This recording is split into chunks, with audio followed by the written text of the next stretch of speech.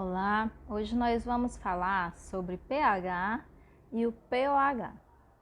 Então, se vocês lembrarem um pouquinho do que já estudaram em séries anteriores, vão se lembrar que esse H é hidrogênio e o OH é a hidroxila. E esse P, o que é que ele significa aí? Então, é isso que a gente vai estar falando agora.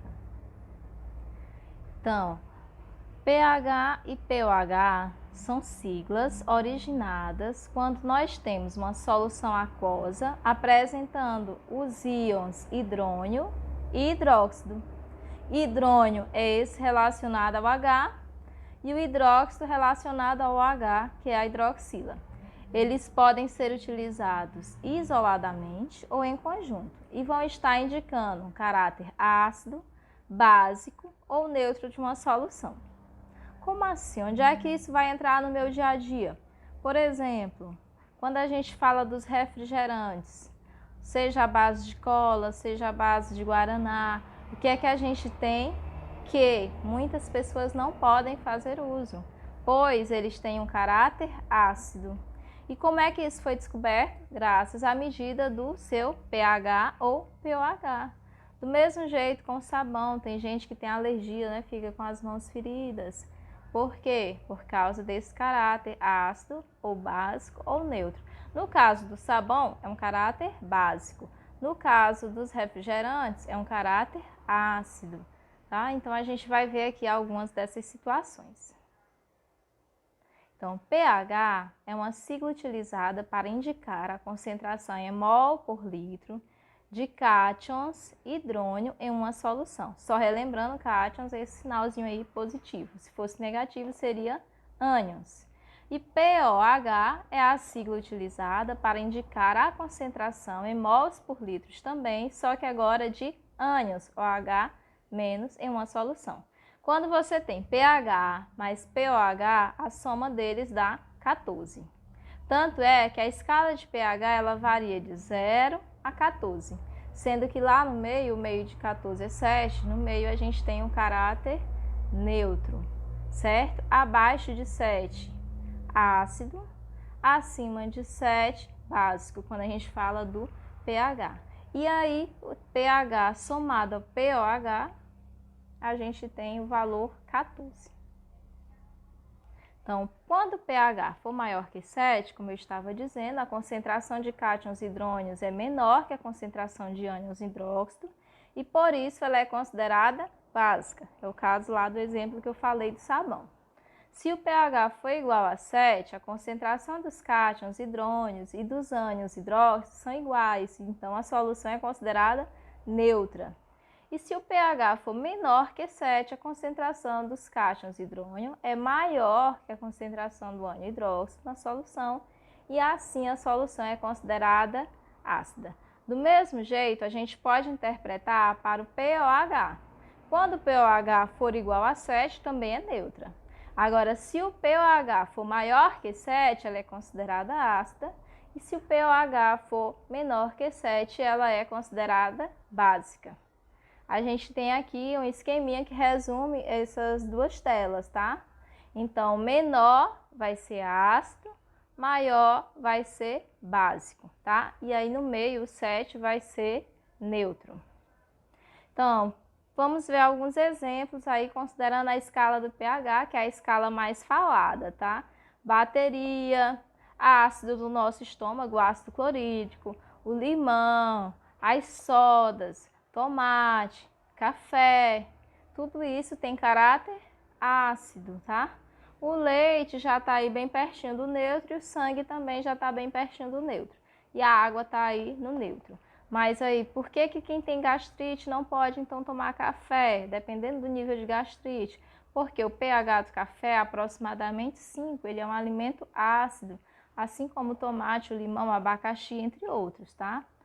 Básicos, a gente tem aí como exemplo o ovo, aqueles comprimidos efervescentes para acidez estomacal, soluções amoníacas, sabonete, alvejante, certo? Limpadores de ralo, a potássio, tá tudo aí de caráter básico.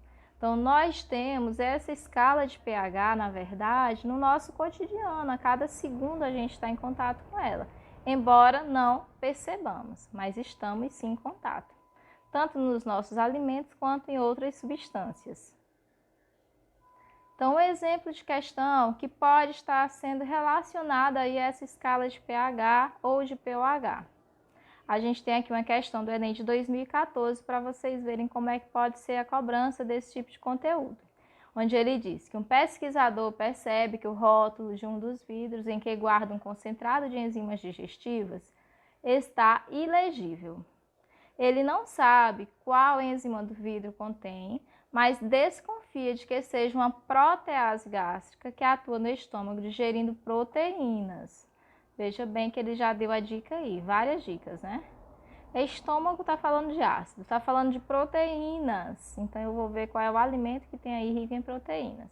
Aí, ele fala que ele, sabendo que a digestão do estômago é ácida e no intestino é básica, ele monta 5 tubos de ensaio com alimentos diferentes, adiciona o concentrado de enzimas em soluções com pH determinado e aguarda para ver se a enzima age em algum deles. O tubo de ensaio em que a enzima deve agir para indicar que a hipótese dele está correta é... Então, se ele falou em proteína, eu tenho aí o quê? Vou olhar onde é que está a proteína. E falou também pH ácido. Então, a ácido é menor que 7. Só sobraria esses dois aí que falam em pH 5, que é o macarrão e a carne, tá? Mas macarrão não é rico em proteína. Macarrão é rico em carboidrato. Quem é rico em proteína é a carne. Por isso, a alternativa correta seria a alternativa B, tá bom? Então, tá aqui a explicação para depois quem quiser ler com mais calma. Mas é isso. Então, questões de interpretação, onde você relaciona a questão do pH. Muito simples, fácil.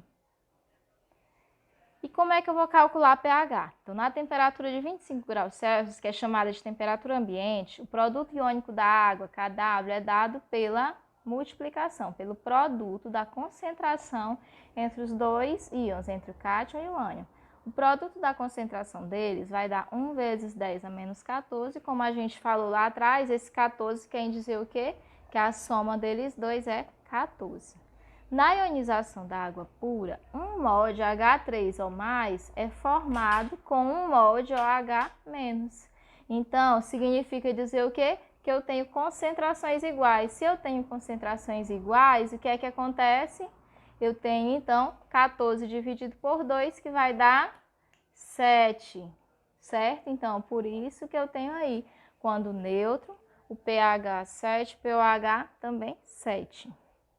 Por exemplo, como é que a gente pode calcular isso na prática?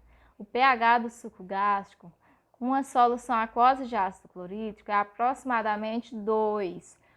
Portanto, a massa em gramas de HCl existente em cada litro de suco gástrico é...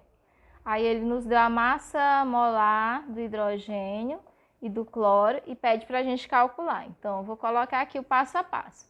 Primeiro passo, calcular a concentração dos íons. Se ele disse que o pH é 2, então a concentração de H+ é 10 elevado a menos 2 mols por litro. Então, tá aí o HCl, 10 a menos 2, o H+, 10 a menos 2, Cl, 10 a menos 2. Segundo passo, calcular a massa do HCl, que ele me deu na questão. H é 1, Cl, 35,5. 1 mais 35,5 deu 36,5. E o terceiro passo é eu jogar na fórmula de concentração, já que ele quer saber o quê? A massa do ácido clorídrico. A concentração eu já sei, que é 10 a menos 2, é igual à massa que eu não sei, sobre a massa molar, que a gente calculou, que deu 36,5, vezes o volume, que deu 1. Resolvendo isso, eu vou ter o quê? 3,65 vezes 10 a menos 1 gramas. Então, muito simples fazer cálculo quando você tem o pH ou o pOH, certo? É só isso. Aqui, um outro exemplo. Vários produtos de limpeza apresentam amônia na sua constituição. O rótulo de um desses produtos indica pH 11, então eu já sei aí que é uma base, né? Isso significa que a concentração de cátions, hidroxônio de ânions hidroxila neste produto são respectivamente quais? Então, ele já me deu na pergunta. Se o pH é 11, o que é que eu vou saber? Que H é 1 vezes 10 a menos 11, certo? E aí, para chegar em 14, vai chegar faltando quanto? De 11 para 14 só faltam 3. Por isso, a resposta correta era a letra C. Olha, voltando aqui para vocês. Então, eu vou ter, respectivamente, cátions, hidroxônio e ânions hidroxila como 1 vezes 10 a menos 11, certo? Que é o pH. 1 vezes 10 a menos 3, que é o pOH, tá bom? Simples assim. E aqui a gente vai encerrando nosso conteúdo de pH e pOH. Espero que tenham entendido e estudem cada dia mais para fazer dar certo.